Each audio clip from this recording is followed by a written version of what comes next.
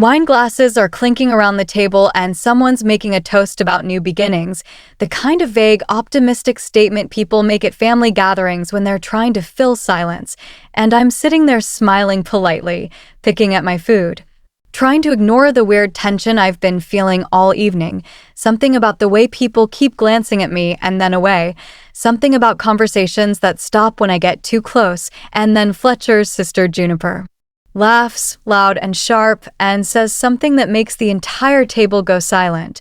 "Well, it's about time everyone stopped pretending," she says, and she's looking right at me with this expression that's half pity, half satisfaction, and the air changes. Becomes heavy with something I don't understand yet. I look around the table slowly. My mother-in-law won't meet my eyes. My father-in-law is suddenly very interested in his wine glass. Fletcher's brother is staring at his plate like it holds the secrets of the universe, and every single person at this table knows something I don't. And then I look at Fletcher, my husband of 9 years, and he's not looking at me either. He's just sitting there staring down with his jaw tight. And in that moment something clicks in my brain, something terrible and final. Everyone knows my marriage is over except me. I scan faces trying to understand what I'm missing, trying to piece together why a family dinner suddenly feels like an intervention I wasn't warned about, and what I see is pity. So much pity in eyes that won't hold my gaze. Guilt on faces that turn away when I look directly at them. Avoidance in the way people suddenly find their food fascinating. Fletcher's mother opens her mouth like she's going to say something, then closes it again. His father clears his throat, but no words come out. Juniper looks almost pleased, like she's been waiting for this moment, and Fletcher, my husband, the man I've spent 9 years building a life with, he's still staring at his plate with this expression that's almost relieved. Like a secret he's been carrying is finally out, and he's glad he doesn't have to hold it anymore. And I understand with sudden clarity that something life-altering has already happened. Decisions have been made, conversations have occurred, futures have been planned, all without my knowledge, all without my consent. My marriage has apparently ended, and I'm the last person to find out. My name is Winslow Thorne. I'm from Portland, Maine, and I need to rewind this story so you understand who I am and how I ended up sitting at a family dinner learning my marriage was over from a sister-in-law's careless comment. I'm 36 years old. I work as a librarian at a small college. I'm the kind of woman who sends birthday cards on time and remembers everyone's coffee order. I'm loyal to a fault, patient beyond reason, the person everyone calls when they need something. Because they know I'll show up, I'm the one who holds things together, who smooths over conflicts, who makes sure everyone is comfortable even when I'm not. I learned early that being accommodating was safer than making waves. That putting others first meant being valued, that endurance was the same as love, and for 9 years I applied that philosophy to my marriage, choosing us over me, choosing peace over my own voice, choosing to stay even when parts of me wanted to leave, and I never imagined my life could unravel like this, publicly, at a family dinner, surrounded by people who knew the truth before I did.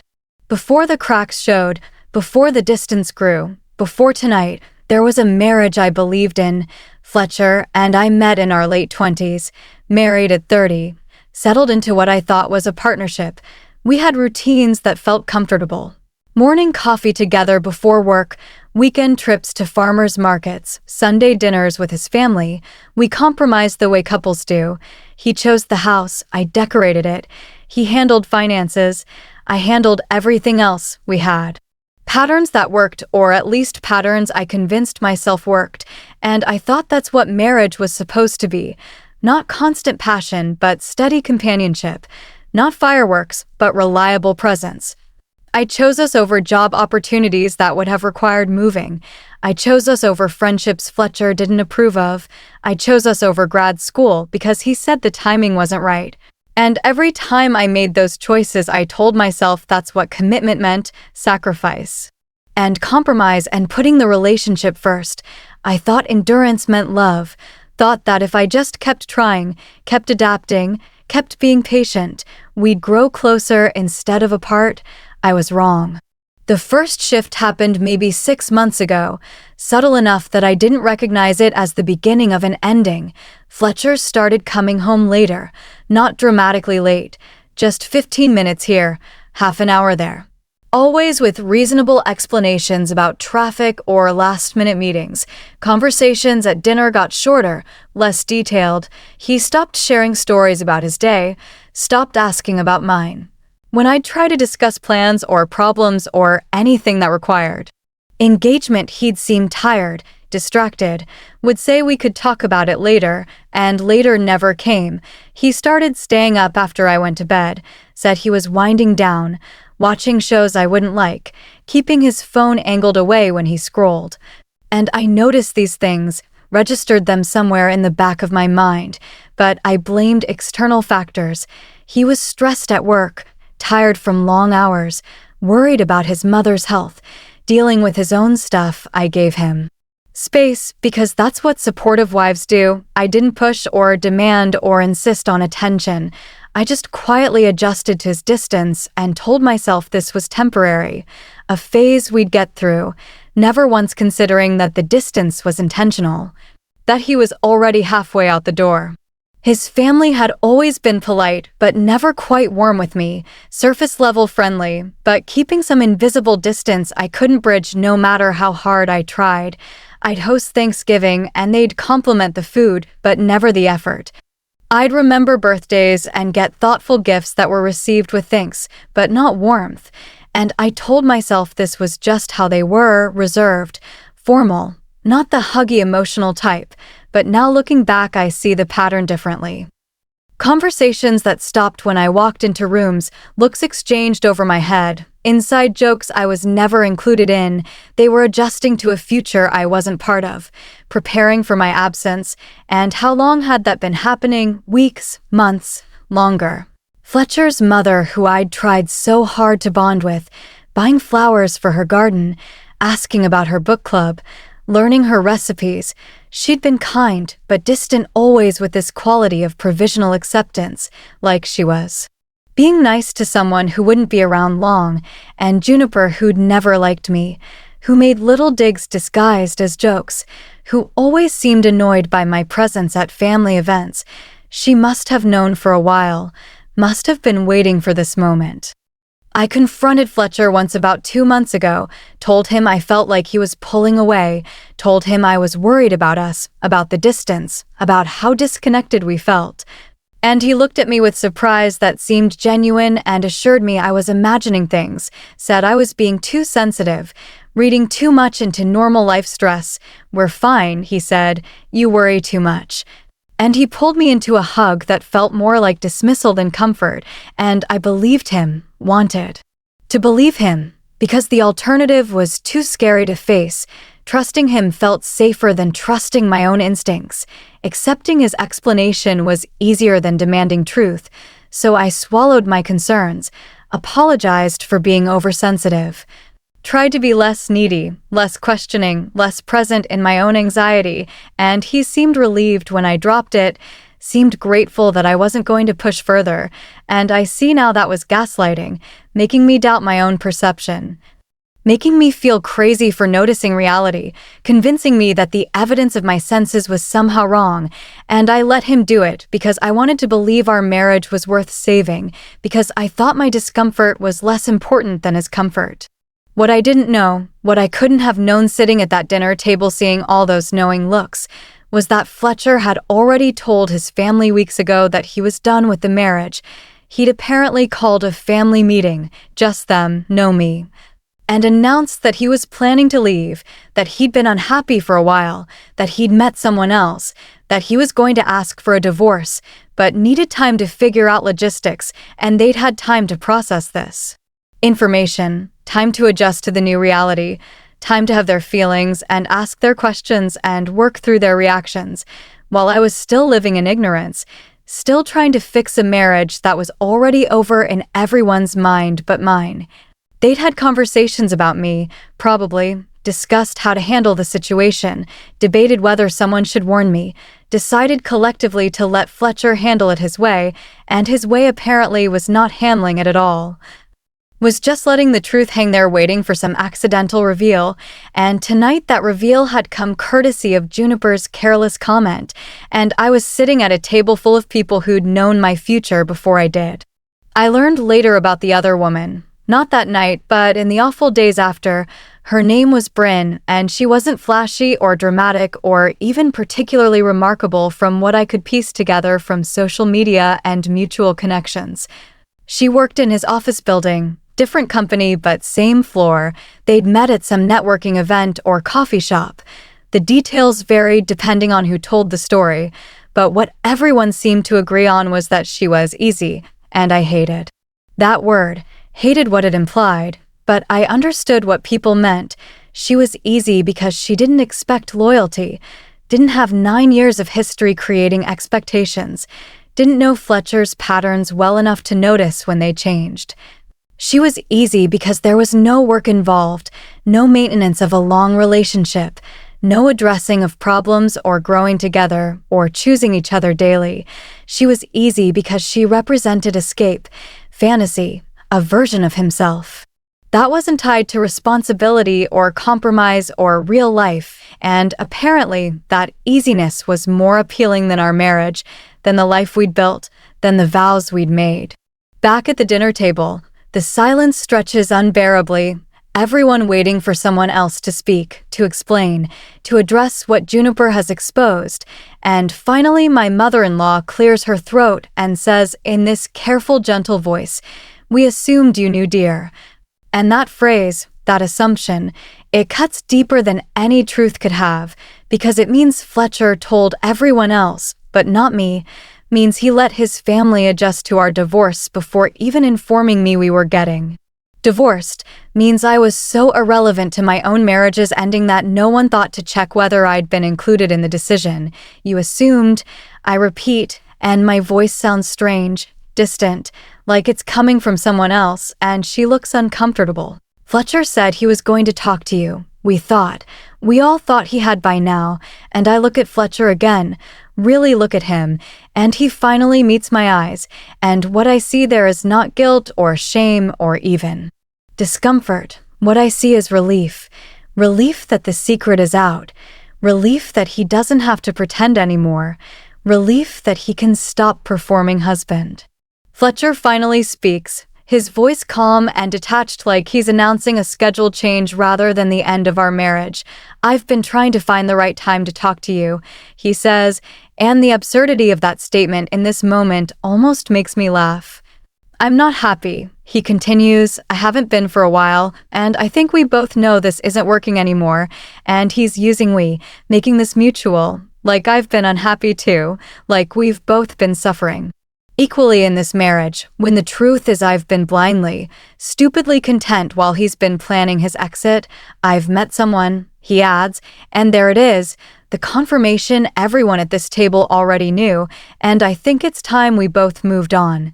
And the whole speech is delivered without emotion, without apology, without any acknowledgement that this is devastating and cruel and wrong. He's just relieved to finally say it. Relieved to stop pretending, relieved that his secret is out and he can stop carrying it. And I sit there absorbing this information at a family dinner surrounded by people who've known for weeks, and I realize this is what he wanted, to tell me publicly so I couldn't react, couldn't make a scene, couldn't say everything I wanted to say. I excuse myself from the table with as much dignity as I can gather, my chair scraping too loud in the silent room. I grab my purse and walk toward the door, moving carefully because if I move too fast I might fall apart. No one tries to stop me. No one follows. They just sit there in their collective guilt letting me leave, and I make it to my car before the shock transforms into something else, something clearer. I sit in the driver's seat with my hands gripping the steering wheel. And I don't cry, don't scream, don't do any of the things I thought I'd do if my marriage ever ended. Instead, I just breathe, and with each breath comes clarity, cold, clear understanding of what just happened and what it means. My husband ended our marriage in front of his family at a dinner party because he was too cowardly to do it in private. He let everyone else know before telling me because their comfort mattered more than my dignity. He's been lying for months while I tried to fix problems I didn't know existed, and instead of feeling destroyed, I feel something unexpected. I feel free. Days pass, and I don't do what Fletcher probably expected. I don't call crying. Don't text begging for explanations. Don't show up at his office demanding we talk. I don't plead or negotiate or try to fix things. I just exist separately from him for the first time in 9 years. He's staying at his brother's place apparently, waiting for me to calm down so we can discuss logistics, but I'm not upset in the way he thinks. I'm not emotional or irrational or hysterical. I'm just done. Completely and totally finished with a man who ended our marriage at a family dinner. I hire a lawyer, start the divorce process, send him papers through official channels, no phone calls, no personal meetings. Just legal documents that say everything I need to say. I want out. I want it over. I want to be free of someone who could treat me this way, and apparently my silence unsettles him more than any confrontation would have, because he starts reaching out. Tentative at first, then more insistent, texts asking if we can talk, calls I don't answer, messages saying he didn't mean for it to happen like that he's sorry about the dinner. Fletcher shows up at the house on a Sunday morning looking confused and almost hurt. We need to talk about this, he says, and I let him in because technically he still lives here legally even if he's been staying elsewhere. You've been so cold, he says. I expected. I don't know, I thought you'd be more upset, and I almost laugh at that. He expected anger, tears, emotional confrontations where I'd beg him to reconsider. He expected me to fight for our marriage, to prove I cared by making his exit difficult. What did you expect? I ask, and my voice is calm, flat. Did you want me to cry and plead? Did you want drama? Did you think I'd fall apart without you? And he looks uncomfortable. I thought you'd at least want to talk about it, he says. We were married for 9 years. Doesn't that mean something? And I realize he wanted my pain as proof of my love, wanted me to suffer visibly so he could feel important, wanted the validation of knowing I'd be destroyed without him, but I won't give him that satisfaction, won't perform the heartbroken wife when what I actually feel is clarity. I start thinking about what I've actually lost versus what I thought I lost, and the inventory is surprising. I lost a marriage that was already over. I lost a husband who didn't respect me enough to be honest. I lost in-laws who never fully accepted me. I lost a life where I made myself smaller to accommodate someone else's comfort, but I didn't lose my home. That's in my name. I didn't lose my job or my friends or my independence. I didn't lose my sense of self even though I'd been shrinking it for years, and slowly, so slowly, I almost don't notice it happening. Peace replaces pain. I stop wondering what I did wrong because I didn't do anything wrong. I stop trying to understand his choices because they're not mine to understand. I stop carrying the weight of a marriage that one person abandoned, and in that lightness I start remembering who I was before Fletcher, before compromise became my default, before I learned to be quiet and accommodating, and I realize I've been mourning the wrong loss. I should have been mourning the years I spent trying to be enough for someone who was never going to choose me anyway. His family starts reaching out, awkward texts and calls that dance around apologies without quite making them. His mother invites me to coffee and spends an hour explaining that she always liked me, that she's disappointed in Fletcher, that she hopes we can still have a relationship, and I'm polite but distant because where was this support at that dinner? Where was this defense when her son was humiliating me?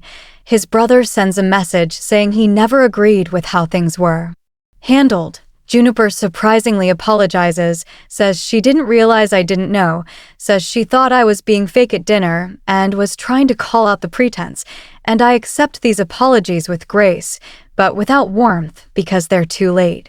They're trying to soften damage that's already done, and I realize something important. They're not reaching out because they feel bad for me. They're reaching out because they're realizing I wasn't the problem they thought I was. The glue holding things together, the one managing family relationships, remembering occasions, facilitating connections, and without me Fletcher's life is messier, less organized, less connected, and they're starting to see that. I hear through mutual friends that Fletcher is struggling with Bryn. Apparently, the easy relationship isn't as easy when it becomes real life. She doesn't manage logistics the way I did, doesn't keep track of bills and appointments and family obligations, doesn't smooth over his rough edges or compensate for his disorganization. She's just a person with her own life and expectations, not a project manager for his existence. He's apparently overwhelmed, missing deadlines, forgetting things, showing up late to work. His carefully maintained image of competence is cracking without me running operations behind the scenes, and I feel nothing about this. No satisfaction, no vindication, just detachment. He's learning what I was worth, but that knowledge comes too late and from the wrong motivation. He doesn't miss me. He misses what I did. This is the invisible labor that kept his life running smoothly, and I refuse to feel bad about that. Refuse to regret not being available to fix his problems anymore. He made his choice, and these are the consequences. I set boundaries that should have existed years ago. Clear, firm boundaries that protect my peace. Fletcher wants to stay friends, wants to keep some connection, wants access to my emotional labor even if we're not married. And I say no, politely but firmly, no. We can communicate through lawyers about divorce logistics, but we're not friends. We're not going to have coffee and discuss our lives. We're not going to maintain some performance of amicable separation. I'm done performing anything for his comfort. I block his number except for necessary legal communication.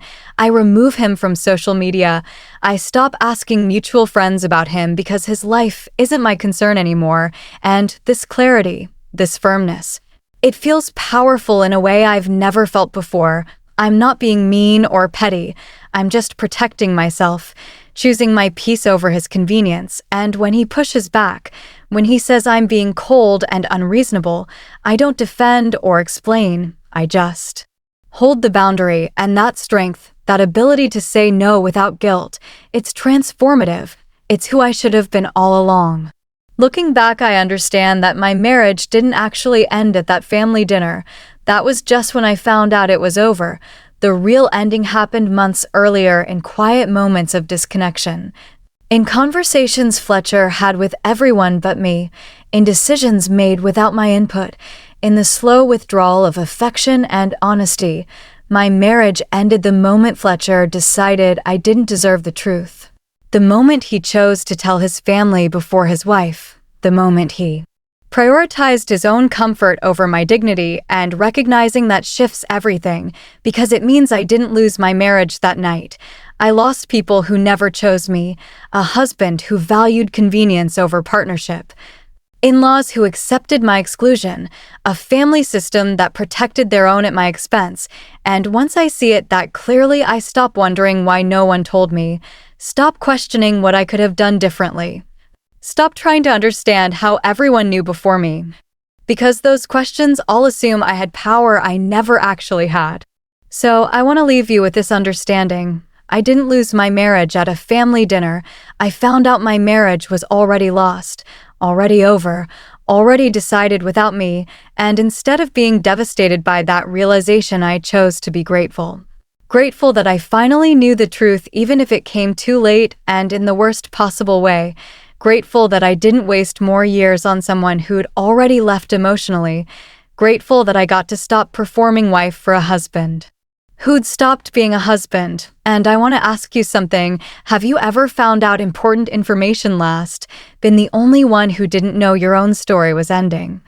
Discovered that everyone around you knew secrets about your life while you lived in ignorance? And if that's happened to you, if you've been where I was, sitting at a table realizing everyone knows something you don't, I want you to know this. The moment you find out is the moment you can finally choose yourself. Can finally stop trying to hold together something that others already let go. Can finally stop being loyal to people who were never loyal to you. So tell me in the comments, what would you have done? Would you have confronted everyone at that table, or would you have left quietly like I did? Would you have tried to save the marriage, or would you have started divorce papers immediately? And have you ever been the last to know something that everyone else knew? Tell me your story, because Maybe it will help someone else who's going through this right now, someone who's sitting at their own metaphorical family dinner realizing nothing is what they thought it was. Share this if it resonates. Comment below with your experiences. Let's talk about what it means to be the last to know and the first to leave, because once I saw that clearly, once I understood that my marriage ended long before that dinner, I stopped wondering how everyone knew before me and started being grateful I finally knew it all. And that shift, that gratitude for truth even when it hurts, that's what finally set me free.